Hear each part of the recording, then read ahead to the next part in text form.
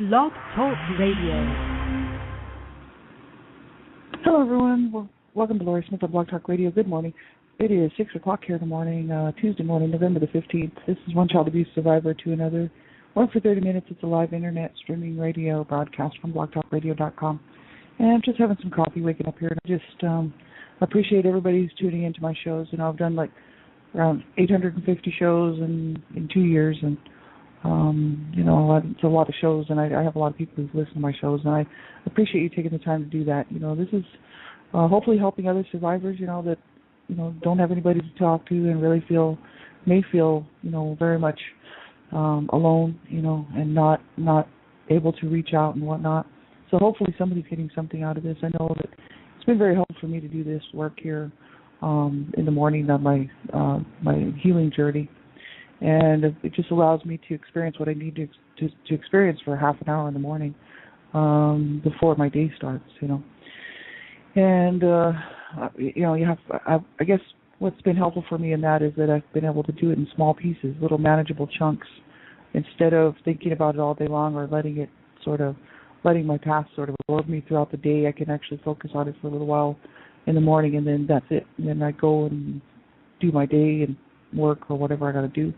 So it's allowed me to do that. It's given me a space to actually voice some of the stuff that I needed to voice and get out what I needed to get out. And I'm still doing some work, you know, like after, like in the evening and whatnot, but I do most of it in the morning.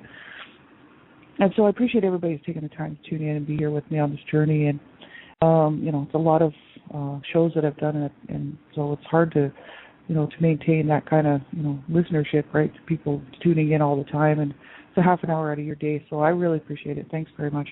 So, you know, you have to listen to my shows at your own discretion, because I'm not a counselor. I'm not a therapist. I'm just a private citizen paying to do my shows here, and I put a discretionary warning on my front page there on my show page, because, you know, I'm talking about abuse, and abuse is a sensitive subject, and you have to know what's okay for you to listen to. So if you think the topics of abuse might bother you, it's your discretion. You have to turn the show off. And, you know, because they are very sensitive material, right? So, and anyone under the age of 18, you need to have permission from an adult, somebody who's older, who's an adult, who can help you decide whether or not it's age appropriate for you, because I don't know how young the people are who are listening to my shows, right? It's important to protect yourself at all times. And if you're a survivor, be careful what you're listening to, because, you know, this type of information can trigger survivors. I know, I get triggered myself. And so, you know, you need to be sure that you're safe enough to listen, and that you're not going to hurt yourself or somebody else or spiral backward in your healing journey, sort of thing, right? And so, you know, just, you know, think about what it's okay for you to listen to. Think about what's good for you to listen to, and make the right decision for yourself, right?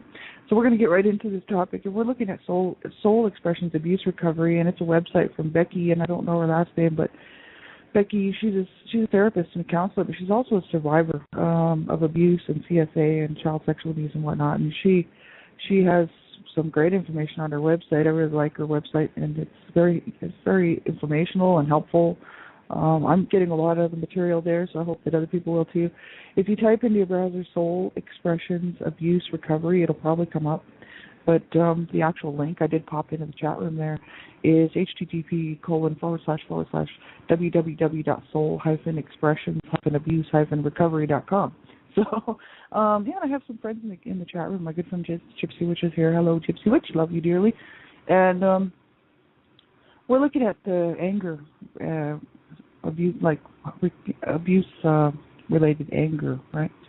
Abuse, Anger, and Rage is what the actual title of the page is called. And we were kind of just going halfway through there, and Becky was talking about her own issues with anger, and how she sort of worked through a lot of her anger by, you know, doing something that worked for her, which was to, you know, in a safe environment, to let it out, right, without destroying too many things or trashing her place too badly. She set it up so that she would just pound on a pillow, and I've heard that from other people and saw that on websites, different websites like the Child Abuse Survivor Monument, the Adult Survivor Coping Lists and whatnot. There's things that we can do if we want to release some anger. We don't have to, and that's the whole issue, is that so many times anger, you know, I mean, anger is necessary. It's actually healthy. I've studied anger for quite a while. It's normal, but it's just that not when it's self-destructive, or not when it's destructive to other people. You know what I mean? Or other things, right? I mean, there's certain ways to handle anger, and anger sometimes is very appropriate. And, you know, like myself, I had a lot of rage and a lot of anger too, and I worked through a lot of it. But, you know, I still have some, obviously, and I think that's healthy. You know, but I used to have a lot of anger that I thought I would never be able to recover from if I actually let it out. And that's what Becky was saying, same thing. She felt like if she actually let out her rage, she wasn't sure if she'd ever really be able to recover, you know, and come back from it. And that's exactly how I felt too. And that's just the whole. I think that anybody who experiences that probably, you know, I'm not a psychotherapist, but or anything like that, but I'm just thinking that possibly it's because it's just so entrenched so deeply, you know, it's so painful that you think, oh my God, can I actually survive, you know, actually releasing this stuff, you know.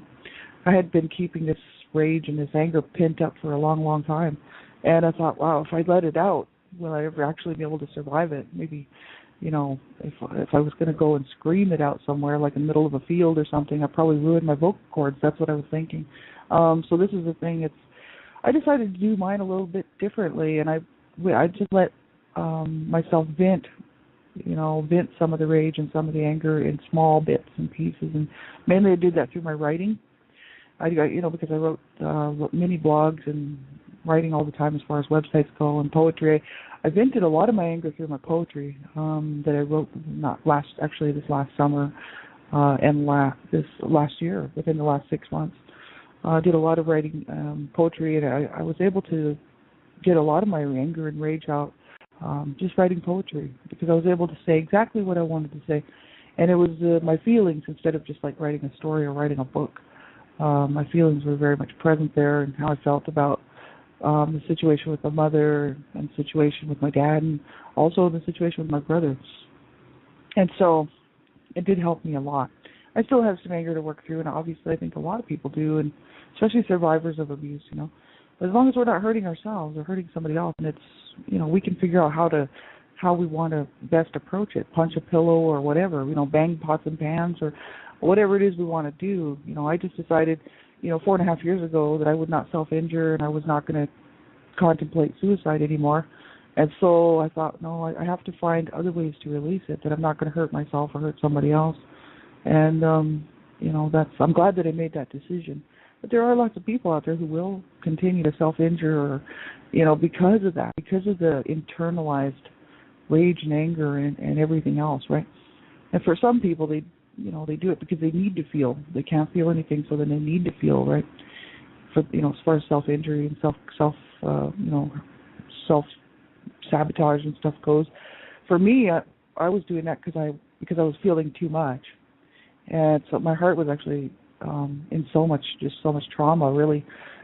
I was just wanting to injure myself so that people could see what was going on inside my heart. You know, that's why I wanted to self-injure. I wanted people to see the damage done and the pain and the misery. And I thought, well, if I rip myself to shreds, then people will be able to see that. And I'm glad that I stopped myself. I really am. You know, I made the right decision for myself, and, you know, that was to not self-injure and to not, you know, to stop planning my suicides, right? And I made the right decision on that one for sure. And that was really healthy, because I realized, man, I've been through enough. You know, my body's been ravaged. I've been through enough. You know, being abused and growing up abused as a child. Like, how much more damage do I really want? You know, I want to continue on what my parents started and my brother started. And why would I do that to myself? I started to ask myself these questions, you know. And as soon as I started asking questions to myself and trying to figure this out, that's when my healing journey began. Prior to that, I wasn't asking the questions. I was just feeling the feelings and going through this horrific stuff all the time. And I'm glad I started to ask those questions, because that's when I started my healing journey. And so I like what Becky was saying here. You know, she said she cried and cried, and after she had let her anger out, you know, she felt a lot better. She said it took me a moment to comprehend, but then I realized I was still there. The rage had not destroyed me, she said. So I actually smiled, a tired smile, but a victory smile. I had tamed the beast within. I had made peace with my rage. So this is what she said after she was able to express it and let it out and you know, release it. She made peace with her rage, and I think that's awesome. You know, I'm still working on making peace. You know, and I think I'm closer all the time to making peace. I still have some things I'm working through, but it's I think that's what it's all about. It's about doing the work. As far as survivors go, until I actually started doing the work, it wasn't going to do it. It wasn't going to go anywhere. I was going to remain trapped in this same old cycle, this cyclical way of behaving, which I had been behaving like for my whole life. Which was to not heal. Right? It was not I wasn't on a healing journey until 4.5 years ago. I was just living basically two lives. I was able to go out and work, no problem, hang out with friends, be the life of the party, have a great time, and then come home on the couch and want to kill myself. And so I was basically living two different lives. One was my original life from being abused as a child, and the other one was my adult functioning life, which I was able to function quite well in my adulthood, and make, just do normal things. And then I'd come home on the couch and I'd be stuck with myself again at the end of the night, or wake up in the morning with the same old things going on. I detailed quite a bit of that in my books, just so that people would realize that, many times survivors, high functioning people who are able to function, that's the issue. It's like, well, where does this fit in? Where does my past? Why is this? Why is this not something that I was working through? Like at the age of 41, I was like, well, other people are healing. Other people are are getting over their stuff, and learning how to cope and deal with things. Why am I not? Why am I not allowing myself to heal? Why am I just stuck in this cycle of really despair and sadness and grief and rage and anger? And why am I not allowing myself to get help? That's the questions that started to come, into my mind. And I thought, yeah, that's stupid. I'm doing this to myself now. Yeah, because I was the one that was going to pick up that screwdriver and hurt myself.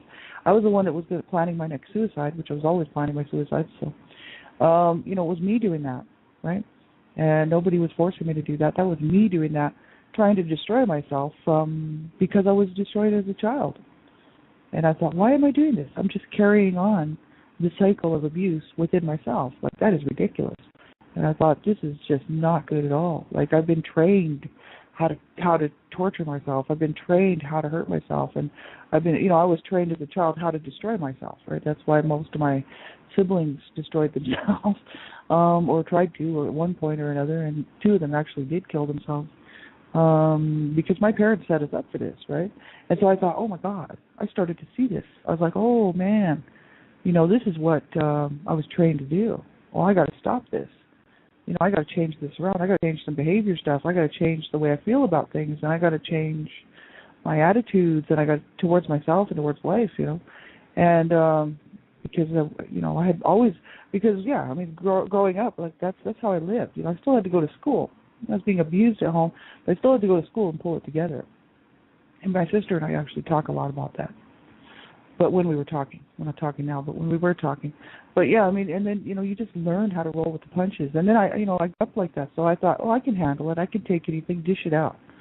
You know what I mean? So then as a teenager, I was, always getting myself into really scary situations and survived, you know what I mean? Young person, survived all that. And then in my 20s, decided to have a good life. I said, okay, I want to do normal things. I'm getting off the drugs. I'm just going to do this normal thing, and just go to school or do whatever, and just hold down a job and do these normal things. I was tired of violence. I was really tired of abuse and violence, right? So I did change that early on. But the underlying issues were still there. The part of me that wanted to kill myself was still there. The part of me that wanted to be out of my misery was still there. And those were my little inner children, and that's why, these inner wounded parts of myself, they caught up with me. I could never escape them. It didn't matter where I went. I went to the Grand Canyon. I couldn't escape them there. I went to Canada and get rid of them there. I couldn't lose that part of myself. I couldn't lose my past. I was trying to shake my past, and I couldn't do it. It kept following me around. And like they say, you can't leave your baggage behind. It just follows you, and until you deal with it. And that's where, when I came up here 16 years ago, when I was just turning 30, and at the age of 41, I was still thinking about killing myself. And I thought, 11 years later, I thought, oh my God, I can't shake this. How am I going to do this? These are the questions I started to ask myself, And so once I started to ask the questions is when my healing journey started, because I realized that I was living a completely unhealthy lifestyle, and that was completely neurotic, and and psychotic, and that was given to me, a gift, a nice present from my parents and my brother, you know. And I thought, my God, like, I'm going to let them destroy me now? Like, no way.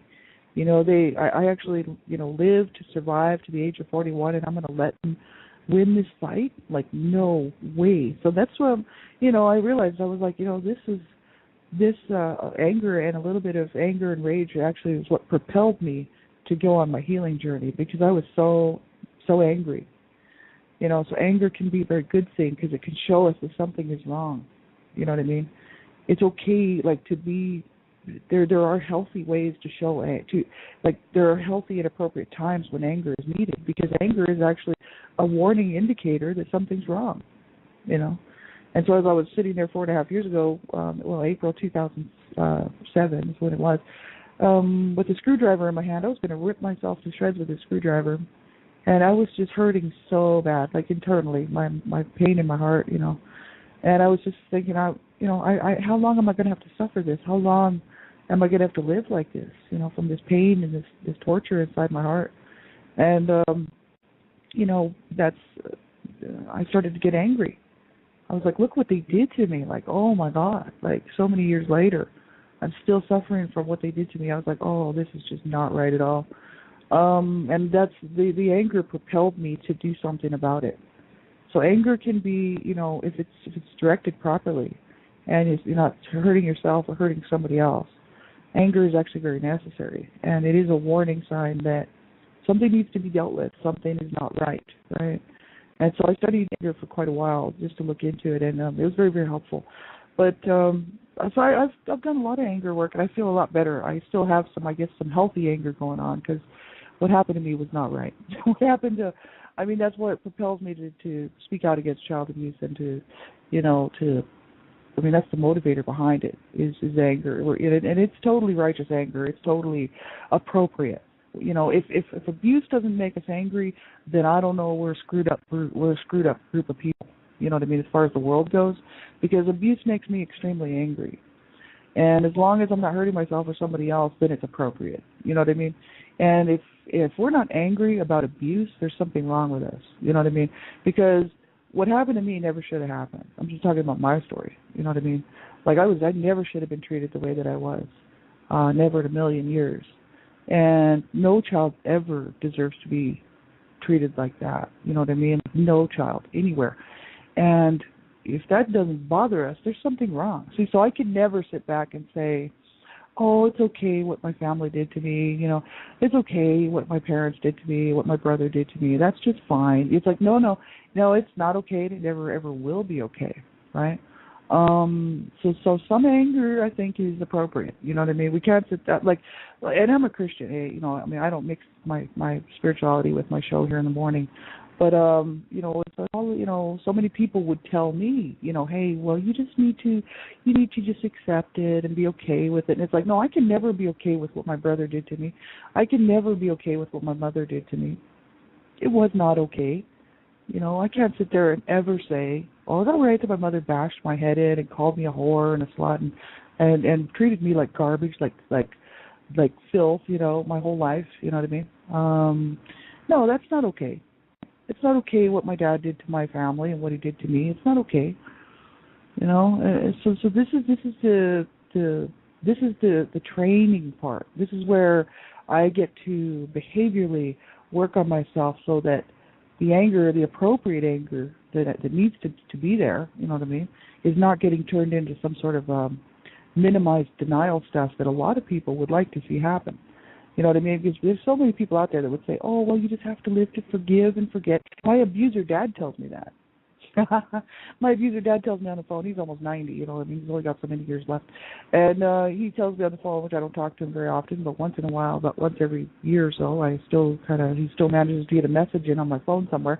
He's like, well, you just need to forgive and forget and move on. It's like, okay, Dad, that's real easy for you to say because you were on the boot end of the abuse. Right. You're the one that was hurting the family and caused Mom to actually go insane and then hurt me and caused your son, my brother, to do what he did to me. I really have to blame. The blame has to go where it goes. I mean, I blame each individual, you know, but I also blame my dad for setting the whole thing up. And and there's people out there that would just say, oh, well, you just have to forgive and forget. And I think that's a form of denial. I really do. Because that means that I can go ahead and say out here to anyone, one of these children that are going to show up in the headlines in the next couple of days, that are going to show up in the headlines from being abused, especially like CSA, child sexual abuse, or being horrifically tortured by a parent or something. And in about 15 years, I'm going to contact them and say, you know what, you just have to forgive and forget and move on. You know what I mean? It's like, no, you know what I mean? Like, there's no validation in that. You know what I mean? It's like, no. That's what a lot of people, I think, confuse stuff. They do confuse that a bit. There's some anger is necessary. These things should not happen to children. It's very appropriate to be angered by that, but not if it hurts it. We can't let our anger, in other words, we can't let our anger turn into self destruction. So we can't hurt ourselves because we're angry. We can't hurt somebody else because we're angry. Because that's what my parents were doing. My parents were hurting each other because they were angry. My parents were hurting me because they were angry. So anger turned inward is not good. Anger lashed out at somebody else is not good. But there's appropriate anger. We don't have to run around pretending that everything's okay. It's like, oh, it's okay that my brother raped me and sodomized me. It's no problem. You know what I mean? Like, no, there's a real problem with that. You know what I mean? Like, I have problems with that today, right? Physically and in every other way. You know what I mean? It's not okay, right? It's not okay what he did to me. It never will be okay. I can never, ever justify it and say, well, I have to be the bigger person and I have to just, move on. That's a form of denial to me. Is what is, hey, I'm not a psychotherapist, like I said, but when I sit back and I think about it, that's not living in reality. The reality of what happened to me is reality. It's what it is. I can't shake that. I can't change that. What I can learn how to do is how to appropriately deal with it, right? And so, and that's the issues that so many survivors have a hard time with, is learning how to appropriately deal with their anger, learning how to appropriately deal with their grief or whatnot, you know what I mean? Learning how to appropriately deal with trust issues. We can't trust everybody. You can't trust everybody. There's people out there, there's psychotherapists even, or counselors and therapists, that would say we have to learn to trust everybody. I mean, that's a real crock. Try walking down the street in the middle of a huge metropolis city and find out how many people you can actually trust. You know what I mean? You can't just trust anybody. You really can't. You set yourself up for a whole lot of problems. What you have to do is be open to giving people the opportunity to prove themselves trustworthy. That's what I am. I want people to give me the benefit of the doubt and give me a try and see if I'm trustworthy and if they can deal with me in their lifetime, in their life, in a relationship of whatever it is, working relationship, friendship or, whatever. I like people to give me the benefit of the doubt, give me a try and see if I can prove myself trustworthy, and I like that. And so I do this for other people, right? But I don't just let everybody in, you know what I mean? Like, if there's people out there that you just think, oh my God, look at that person is just, look what they've done. They've hurt so many people. You just can't trust everybody, you know what I mean? So see, we have to, there's realities about all this stuff. There's truths in all this stuff, right? I mean, and then there's other people that like to, I think it's just a way to minimize and to deny the actual truth of abuse, right? And that's part of the reason why it continues on, because there's so many people that would just say, well, it's just your lot in life and you just have to deal with it. That's what my mother told me. My mother was like, it's not my problem, you know what I mean, that your brother's raping you and sodomizing you. That's your problem, right? I was 8 years old. It's like, okay, what am I supposed to do with that? That was never okay, you know what I mean? It was never going to be okay. And there's so many people that will allow a child to be abused because it's just, oh, well, that's just the way it is. You just deal with it. Well, my mother was my main abuser, so there you go. Of course she wasn't going to get me help, you know what I mean? She was trying to kill me. So it's pretty harsh, that even society would be like that would say, well, you just have to learn how to forgive and forget and move on and just put it behind you and, it's like, well, hey, you know what? If you can do that, more power to you. Because I truly believe that some people probably need to because they can't deal with the reality of what happened to them. Me, myself, and I want to deal head on. I put myself just like a deer in front of the headlights, man. I mean, I can't go anywhere. Like, I'm facing this stuff. You know what I mean? Like, because I know at the end of the road, what I'm going to have is truth and reality. And that means so much more to me than just living in denial. Or because, that's kind of, That's what most people will do until they face their abuse, is just live in denial. I mean, I did a little bit of that because of the child sexual abuse that I suffered, and this is what I'm really dealing with right now. And, just by telling the gynecologist that I was a virgin, Well, what is it supposed to say when I filled out the forms? Oh, well, I was raped and sexually used by my brother when I was 8 years old. I'm not going to put that on the bloody forms and the bloody, going for a gynecology checkup, you know what I mean? Like, to go on the pill? Like, I don't think so. And especially at the age of 21. I was, I thought that I was a virgin because, I was raped, you know what I mean? So it wasn't like I had given my body to somebody. My body was taken forcefully by a 21-year-old brother. And so I kind of still thought that I was a virgin in my mind, like in my heart. I really felt that I was a virgin because I hadn't voluntarily slept with anybody, right? Had sex with anybody, right? And so, this because the rape inside of me was all this violent sexual assault. And so I considered myself to be a virgin, you know what I mean? And it was a way for me to be in denial about what had happened to me at 8 years old, right? And it was a real good way for me to protect myself, through that horrible stuff, and to try to maintain my sanity because I was being abused horrifically by my mother mainly, and some by my dad. And so I couldn't deal with that CSA stuff, incest. I had to put that somewhere else. Like, that just had to go away, So basically, I just shut the door on that little person, that little 8-year-old girl that was me, and I just locked the door and I left her in the dark there, and I didn't even say goodbye. I was just like, I can't deal with that right now. I'm trying to stay alive here and, and then later on was trying not to kill myself because I was trying to kill myself for many years. And so, that's really a form of denial, and then to go into the gynecologist at 21 years old and put down, on the virgin, no sexual intercourse with anybody. And they were like, well, so you're a virgin, okay? I don't, we just did the exam and you're not a virgin, you know what I mean? And you were sexually abused. So what do you want to say? Because you're old enough, you can press charges, you can do whatever you want. I mean, you're 21 years old, like, it's up to you. But we're going to file what we see here. And so, I talked about this yesterday too, but what the issue is that there's a whole group in society that say, well, just get over it. It's okay. You just have to learn to forgive and move on. And it's like, really? I don't think so. You know what I mean? Like, that never ever should have happened to me. That was never ever going to be okay. And so I can't sit and excuse it away now, or even in the next 20 years, as long as I'm on the planet, and say, well, it's okay. My brother, he was mentally ill. He didn't know what he was doing. No, he knew what he was doing. He tied me up. You know what I mean? And not just once. I mean, he tied me up and he gagged me, right? So I wouldn't bite him and so I wouldn't scream, right? And so, he knew what he was doing, right? He knew exactly. He had planned it. He knew exactly what he was doing. People say, well, he was sick, he was mentally ill. Well, yeah, that's the truth, but why should I have had to pay the price for his mental illness? And why should any child? There's kids out there right now being sexually used by people that are mentally ill. Is it okay? No, it's not okay, right? So if we think that there's nothing wrong with this and we can go on about our day and say, well, it's just life and it's just the way it is, and then there's something seriously wrong with society. There is something seriously messed up with the thinking and the ways that people will treat this stuff, right? Because sometimes anger is okay in certain circumstances. Anger is actually very necessary, because if we're ever going to get into the truth and the reality of what abuse does to a child, if we're ever going to stop child abuse, if we're ever going to be able to persecute and prosecute abusers, if we're ever going to be able to see any justice for survivors, there has to be a little anger there, you know what I mean? Because this is absolutely unacceptable.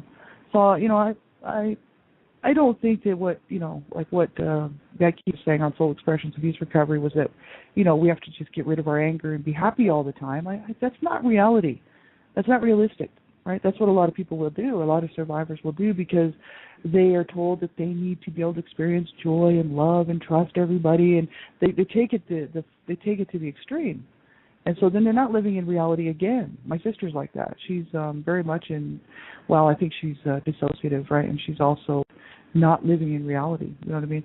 And so, everything's great. It's okay that my dad raped my mother. It's fine. It's okay that my brother raped me. No problem. And this is her attitude, right? Because she's mentally ill herself. You know what I mean?